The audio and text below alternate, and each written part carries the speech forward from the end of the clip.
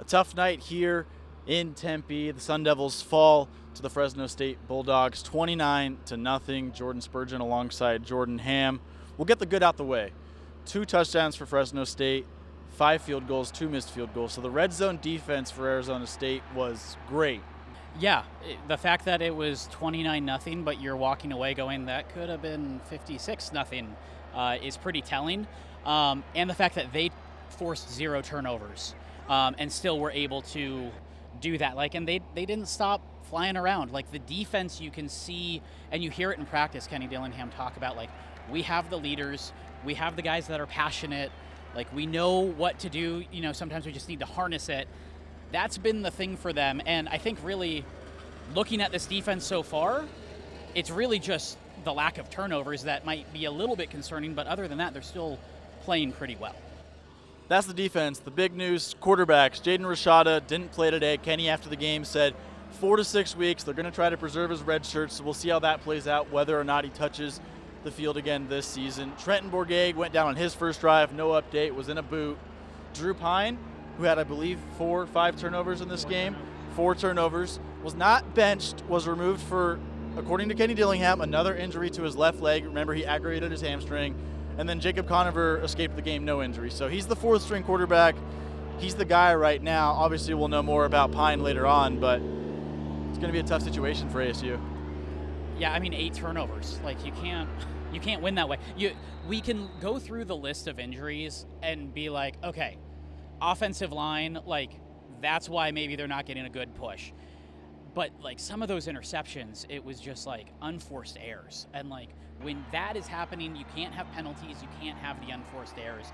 And that's what was happening. And that's why we're looking at a 29-0 victory for Fresno State. It was just a really rough game all along. And this reminds me of U of A and Jed Fish's first year, where they had 5 quarterbacks go.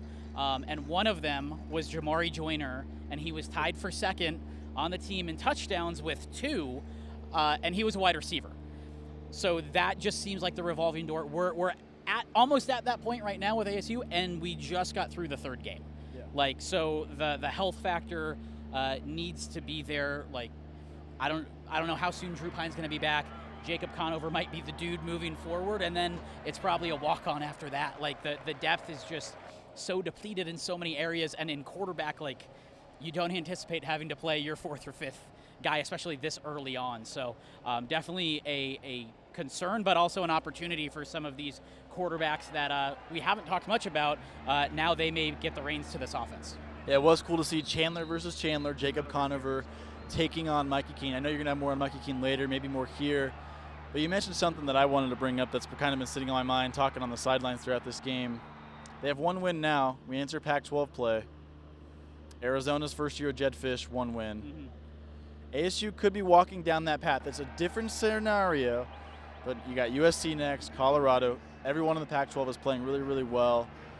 Fans, I know the expectations were maybe 5-6 wins, but they finished there, or they finished with 2, maybe 3 wins. It might not be a lost season. This is a building year for Kenny Dillingham. He understands that. He says he wants to fix the offense this season, but this is a culture-building year. So the wins, yes, they won them.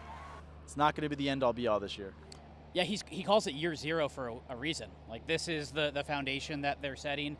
And he's been very realistic with all of the predictions. He hasn't said, we're going to a bowl game, we're hitting this certain number. He's a lot of times he's I don't know what team we have right now. We got to figure that out. The other thing I think is important that was mentioned early on in his tenure, it hasn't been mentioned as much.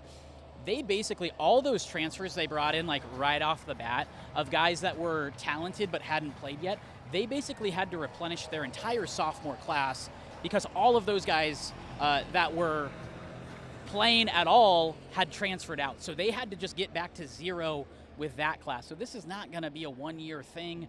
I know there was a lot of excitement with Rashada, and when the bowl ban came down, it was well, you're ripping an opportunity, implying that the bowl was going to happen regardless. So yes, I think things have fallen back down to earth quite a bit.